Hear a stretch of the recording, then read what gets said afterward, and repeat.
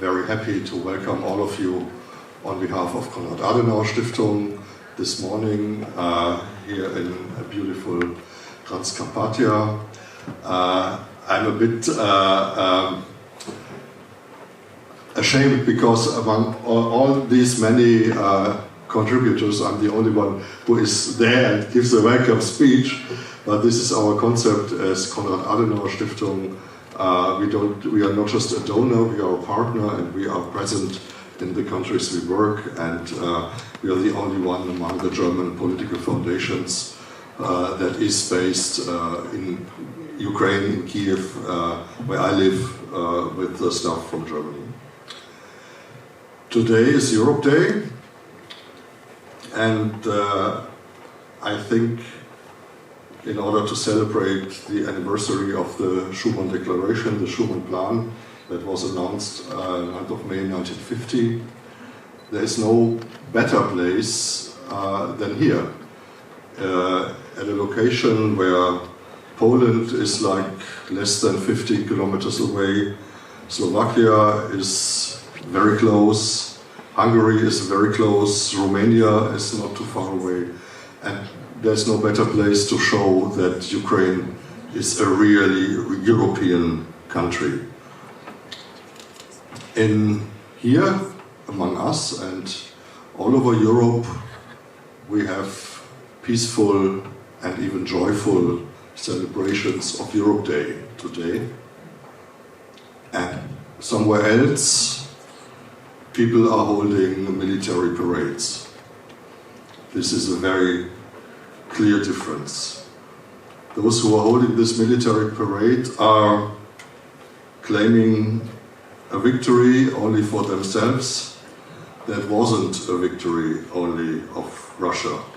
It was Ukrainians, Belarusians, Baltics fighting on the Eastern Front, and even these countries suffered not only as much as Russia, but even more. Ukraine was 100% occupied by Nazi Germany, Belarus as well, the Baltic countries as well, Russia not. So there is no reason to claim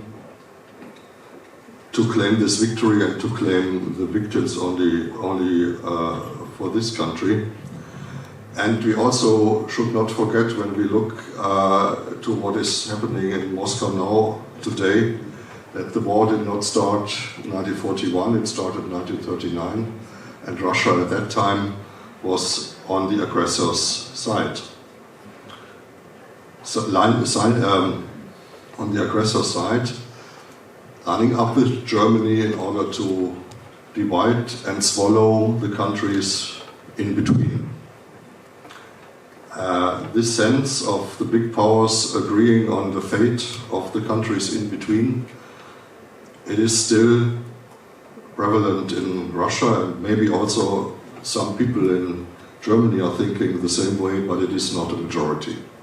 Germany nowadays Germany, and I'm from Germany, strongly rejects this idea of joining Russia and deciding the fate of the countries in between, and there is no clearer sign for this, no clearer proof than the visit of our new Chancellor Friedrich Merz, together probably with Macron, Starmer and Tusk in Kiev, that is supposed to take place tomorrow.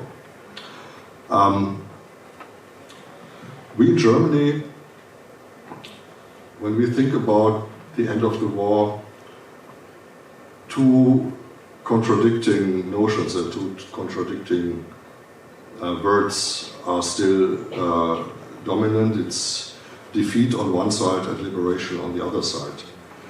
But not only for us in Germany, the 8th of May and the 9th of May are linked together very closely, because for us Germans, European integration was the way to overcome the consequences of the Second World War, of defeat. So May 9th and May 8th were strongly connected and both together strongly important for modern Germany, and this is still the case. there is many reasons to discuss Europe in Western Europe and in Eastern Europe, and Western Europeans and Eastern Europeans together. I think also there is still different understanding in some regard about Europe. For example, when people were starting burning the border fence in the 1950s in Western Europe, unfortunately, the same kind of thing could not happen here in this area. For these people in the 1950s, Europe was almost a means to overcome the idea of a nation state as the main source of identity. Whereas I think, rightly so, many people here, first of all, think about Europe as a safe haven for the national identity. And that is certainly things we need to discuss together when we discuss Europe. Let me finish my small welcome with a personal note. I come from an area in Western Germany that is in a way very similar to this area.